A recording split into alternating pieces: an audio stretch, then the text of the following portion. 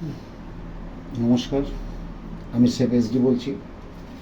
আজকে বাঙালির একটি খুব সুস্বাদু খাবারটার নাম হচ্ছে তেল বেগুন। দেখুন, আমি বাজার থেকে কাতলা মাছ নিয়ে এসেছি, কাতলা মাছের তেল নিয়ে এসেছিলাম। কাতলা মাছের তেলটাকে আমি ধুয়ে ভালো করে ধুয়ে পরিষ্কার করে ছোটো ছোটো টুকরো করে নিয়েছি। আর বেগুন এরকম ছোটো ছোটো টুকরো করে কেটে নিয়েছি, একটু পেঁয়াজ কেটে নিয়েছি, আর রেখেছি লঙ্কা, দুটো কাঁচা লঙ্কা। তেল বেগুনটা বাঙালিদের খুব সুস্বাদু খাবার এবং খুব একটু লোভনীয় খাবার। আর এটা হচ্ছে, এই লঙ্কাটার নাম হচ্ছে ডল্লে খুরসানি। এটা আমার বাড়িতে আমি লাগিয়েছি, হয়েছে গাছে। আমি পরে অন্য সময় দেখাবো গাছ সমেত, আমার বাড়িতে যে গাছ রয়েছে। এটা মূলত পাওয়া যায় দার্জিলিং সাইডে। এটা খুব মারাত্মক ঝাল হয়, তো সেই হিসাবে আপনারা যারা ঝাল কম খাবেন তারা নর্মাল লঙ্কাই দেবেন, আর যারা একটু বেশি ঝাল খাবেন তারা লঙ্কার পরিমাণটা বাড়িয়ে দেবেন। এর জন্য প্রথমে আমি আগুনটা জ্বালিয়ে নিলাম। এই সময় কড়াইটাকে একটু বেশি হিট করে নেবেন। হিট করার পরে এর মধ্যে আমি সাদা তেল ব্যবহার করছি। সামান্য একটু সাদা তেল দেবেন, কারণটা হচ্ছে এটাই, কারণ এই যে মাছের তেল দেখছেন, এই মাছের তেল থেকে অনেক রকম তেল ছাড়বে, যার জন্য ওখানে অল্প তেল দেওয়া হবে। তেলটা ভালো করে গরম হয়ে যাক। ভালো করে গরম হয়ে গেলে এর মধ্যে প্রথমেই আপনি পেঁয়াজটা দিয়ে দেবেন।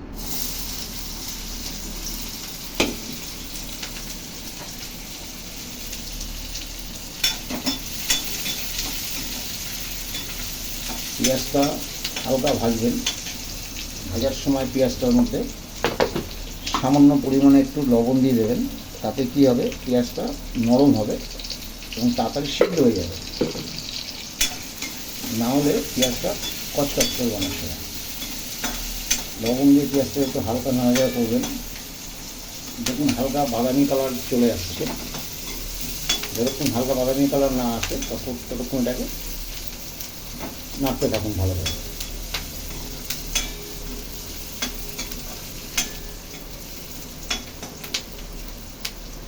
এই কাতলা মাছের তেলটা বাজার থেকে এখন কিনবেন, বাজারে তো ভালোভাবে পরিষ্কার করে না।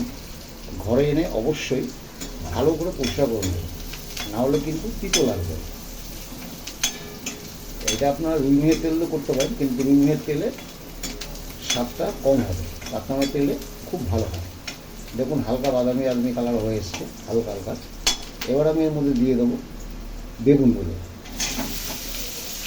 এবং লঙ্কা।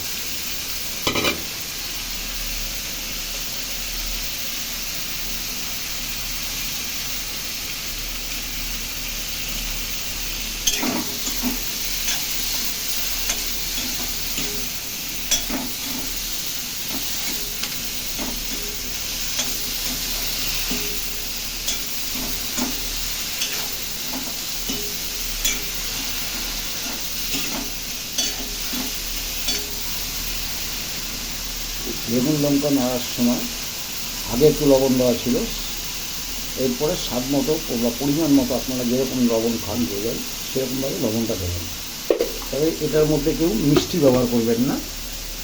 যারা মিষ্টি খেতে ভালোবাসেন কখনোই এটার মধ্যে মিষ্টি ব্যবহার করবেন না, আর এটা মিষ্টি দিলে এটার যে সত্যিকারের যে মাছের তেলের টেস্টটা সেটা নষ্ট হয়ে যাবে। দেখুন হালকা ভাজা হয়ে এসছে বেগুনটাও। এবার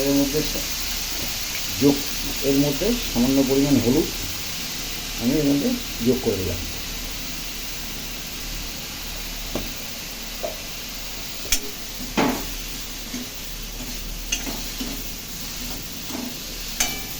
দেখুন বেগুনটা, সারা বেগুনের গায়ে যেন হলুদ লাগে, ভালো করে নাড়াচাড়া করে নেবেন।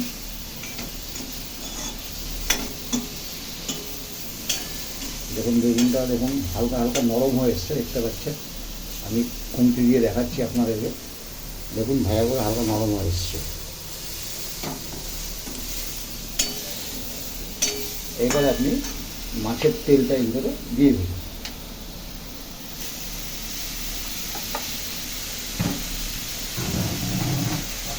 মাছের তেলটা দিয়ে এবার এর মধ্যে আপনি নাড়তে থাকুন অনবরত।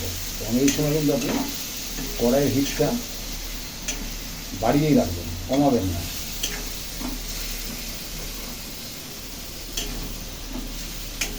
দেখতে পাচ্ছেন কি পরিমাণে মাছের তেল থেকে তেল ছেড়েছে। এই জন্য আমি আগে বলেছিলাম যে বেগুন সামান্য তেল দিয়ে বেগুনটাকে পেঁয়াজটা ভাজিয়ে নিতে হবে, এবং এই তেলটা এই তেলের মধ্যেই সিদ্ধ হবে।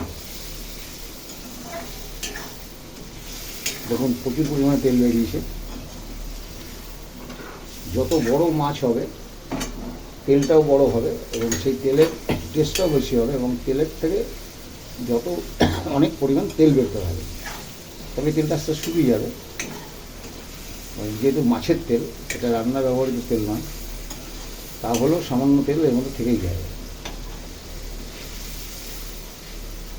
এই সামান্য নাড়াচাড়ার পরে আপনি এটাকে 5-7 মিনিটের জন্য 5 থেকে 7 মিনিট পর্যন্ত মিডিয়াম ফ্লেমে রেখে দিন। 5 থেকে 7 মিনিট পরে এটাকে তুলে দেবেন।